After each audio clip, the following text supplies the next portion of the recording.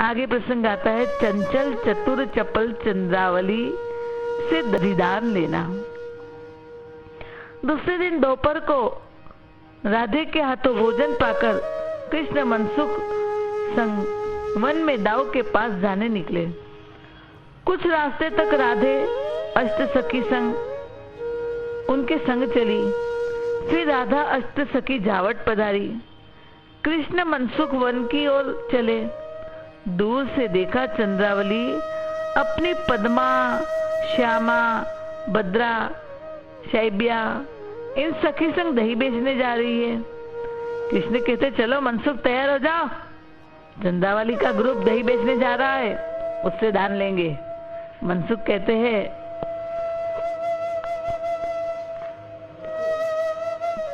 कहते हैं इनसे दान लेना बड़ी टेढ़ी खीर है। कृष्ण कहते हैं और इस टेढ़े कृष्ण से सटकना भी तो बड़ी टेढ़ी खीर है। मनसुख कहते हैं हाँ ये भी ठीक है। कृष्ण कहते हैं तो फिर चलो, क्या सोच रहे हो, चंद्रावली को घेर लो, उसकी सखी तो अपने आप उसके पीछे चलेगी। कृष्ण के कहने पर मनसुख शोर मचाते दौड़ा। दान दो, दान, दधी दान, यहाँ दान लगा है दधी का। परंतु चंचल चपल चतुर चंद्रावली ने जानबूझ के सुना नहीं और चटक मटक चाल चलती चल दी। वो दही बेचने जा रही थी। कान्हा मधुमंगल दोनों दौड़े। यहाँ मधुमंगल को ही मनसुख कहते हैं, क्योंकि वो कृष्ण के मन को सुख देता रहता था, इसलिए मनसुख भी उसी का नाम है। तो कान्हा और मधुमंगल दोनों दौड़े, रास्ता रोक लिया। बोले अरे चंद्रा, सुना नहीं, प्रथम दान चुका के फिर जा, हमारी जीवा को थोड़ा माखन दही जो है हो चखा दे, फिर जा सकती हो। चंद्रावली मुस्कुराती हुई बोली, ये दान काहे का लेते हो? कान्हा बोले, हमारे गांव का दही दूसरे गांव बेचने जाती हो तो हमें भी कुछ मिलना चाहिए। चंद्रावली छल करती बोली, अगर दही खाना है तो पहले पेड़ का एक बड़ा पत्ता तोड़कर तो ले आओ, उसका दोना बनाओ। कान्हा ने मनसुख के कान में कहा, बड़ी चालाक है। मनसुख से कहा, यहाँ खड़े रहो, इसे भागने देना नहीं, मैं पत्ता तोड़कर अभी लाता हूँ। कान्हा गए और चंद्रावली उसकी सखी सब मनसुख को चाटे मार मार कर गाल नोच कर भाग दी। कान्हा पत्ता तोड़कर आए, देखा मनसुख रो रहा है और चंद्रावली भी नहीं है। कान्हा ने पूछा, कहाँ गई चंद्रा, तू क्यों रो रहा है? मनसुख कहता है, मेरा गाल देख, कितने चाटे मारे नोचा है। कान्हा को क्रोध आया, बोले तू रो मत, उससे बदला लूंगा मैं, तू जा। मनसुख गया। कान्हा खिरक में ही घास पर लेट गए। मैया सोचे आज लाला दाऊ संग घर क्यों नहीं आए संध्या को। दाऊ बोले, वो तो मनसुख के संग निकला था। मैया ढूंढने निकली और तब रास्ते में मनसुख मिल गया। मैया ने पूछा, कान्हा कहाँ है? मनसुख कहते, घर नहीं पहुंचा। मैया कहती, ना। मनसुख कहता है मैया को, चलो मेरे साथ, और खिरक में ले आया। मैया ने लाला को लेटा देखा, आवाज देने लगी, लाला, ओ लाला, पर कान्हा जवाब नहीं दे रहे। मैया इधर उधर हिलाती है, क्या हुआ, किसी ने तुझे गाली दी? कान्हा कहते, तो क्या हुआ, तुझे बुखार आ रहा है? कृष्ण कहते, ना मैया। मैया बोली, तो मेरा कनु उदास क्यों है? कान्हा कहते, चंद्रावली मुझसे छल कर गई। मैया कहती है, वो छल कर गई, जाने दे उसे, चल तेरी 4 शादी करा दूंगी, 2 गोरी 2 कारी बहुला दूंगी, घर चल खाना खा ले। कान्हा कहते, मैया जब ब्याह का समय हो तब ब्याह करा देना, अभी तो मुझे चंद्रावली भाग गई है। माँ बोली, करीब आ कान्हा। कान में बोली, वो तुझे छल गई, तू उसे छला, वो रिठौरे गांव में रहती है। कान्हा मैया की बात पर मान गए और घर आकर भोजन किया। फिर मनसुख संग एक कुंज में जाकर नारी का रूप धारण किया, लंबा घूंघट निकाला, मटक मटक के चाल चल बोले, मैं कैसा लग रहा हूँ? मनसुख कहता है, लग नहीं रहा, लग रही हूँ बोल, बड़ी सुंदर लग रही हो। कृष्ण बोले प्रथम मैया की परीक्षा लूंगा, माँ ने नहीं पहचाना तो चंद्रावली भी पहचान नहीं पाएगी। अतः मैया के पास आए और आवाज दी, नंदरानी, ओ नंदरानी। यशोदा कहती कौन है? कान्हा बोले मैया, तेरा लाला हमें बहुत सताता है, तूने उसे कुछ नहीं कहा तो हम तुम्हारा गांव छोड़कर अन्य चली जाएगी। मैया बोली सखी नाराज न हो, अभी लाला को डांटती हूँ। कहकर लाला को बुलाने के लिए आवाज दी, लाला, ओ लाला। पीछे से आवाज आया, हाँ मैया। यशोदा चमकी, आवाज तो यहीं से है। पुनः दोबारा, लाला, ओ लाला। पीछे से आवाज आई, हाँ मैया। तीसरी बार मैया ने आवाज लगाई, लाला, अरे ओ लाला कहाँ हो? पीछे से आवाज आई, हाँ मैया। तीसरी बार मैया ने पहचाना, ये सखी नहीं, ये तो मेरा लाल लगता है।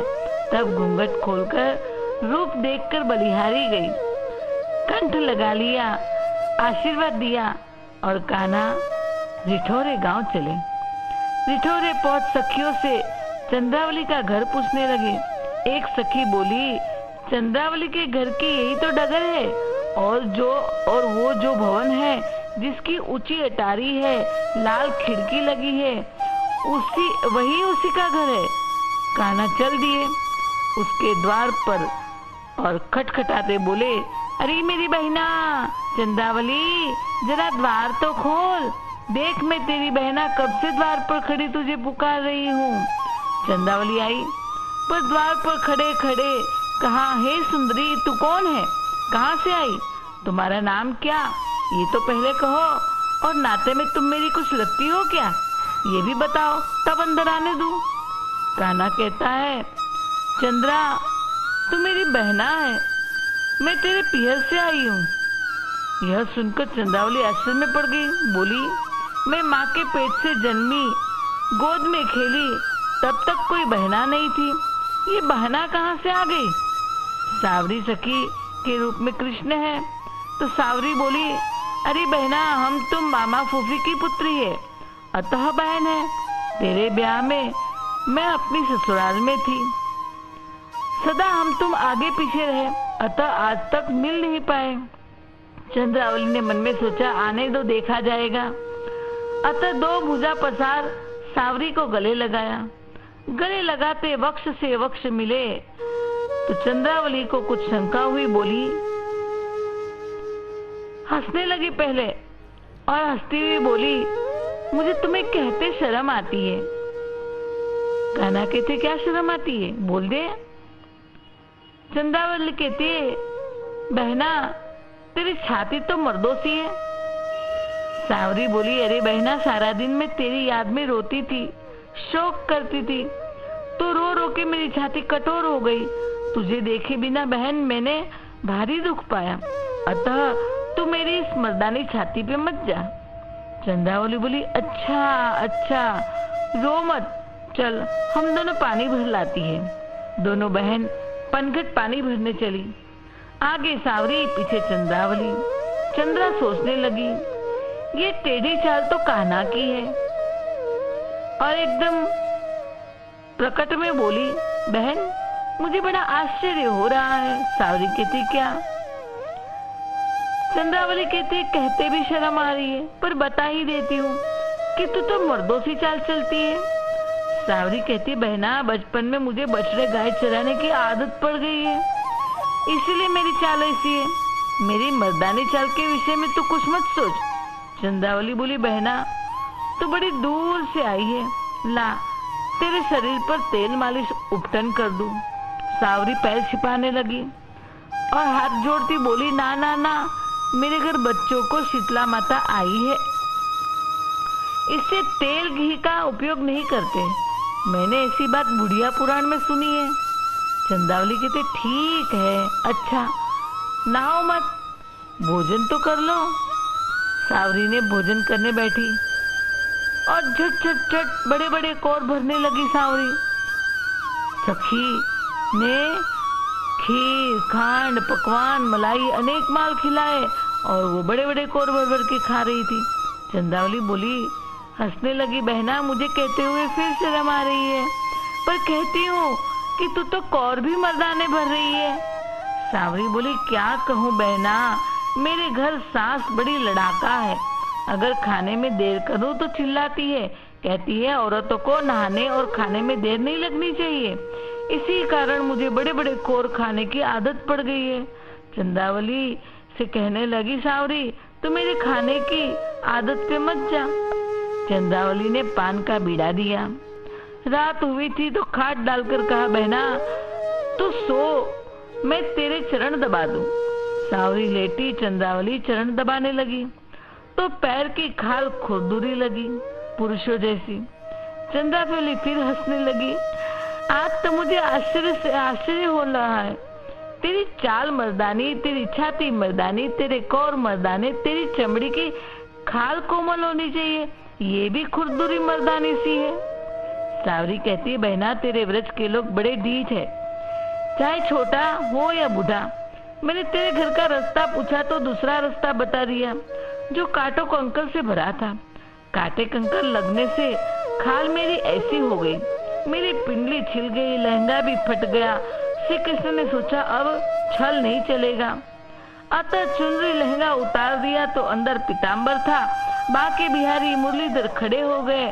चंद्रावली जय जयकार करने लगी, बोल बांके बिहारी लाल की जय, और बलैया उतारने लगी। बोली, लाला मैं तो तुझे तभी जब पहचान गई थी जब पानी भरने गए, तेरी टेढ़ी चाल देखी। ये चाल तो सारे व्रज में तेरे सिवा किसी की नहीं है। कृष्ण कहते हैं, मैं भी कौन सो तेरो बहनिया भैया हूँ, तू गुजर है, हम अहिर है। थोड़े दही के लिए तू मुझे छल के आई, इसी कारण मैंने तुझे छला।